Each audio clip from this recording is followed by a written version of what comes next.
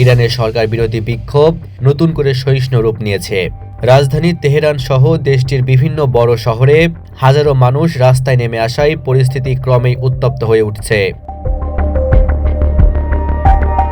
অর্থনৈতিক সংকট, রাজনৈতিক দমন পীড়ন ও নাগরিক স্বাধীনতা সীমিত করার অভিযোগকে কেন্দ্র করে শুরু হওয়া এই বিক্ষোভ এখন দেশজুড়ে বিস্তৃত অস্থিরতার রূপ নিয়েছে বলে জানিয়েছে স্থানীয় ও আন্তর্জাতিক সূত্র।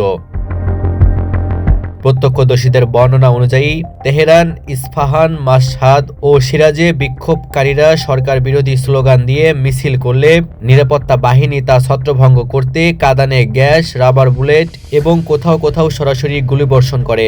এতে বহু মানুষ আহত হয়েছেন এবং নিহতের সংখ্যাও বাড়ছে বলে দাবি করেছে মানবাধিকার সংগঠনগুলো।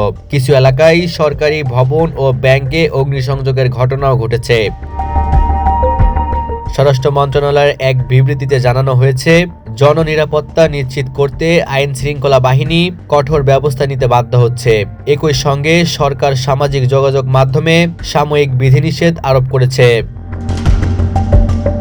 এই সহিষ্ণু পরিস্থিতি নিয়ে আন্তর্জাতিক মহলেও উদ্বেগ বাড়ছে।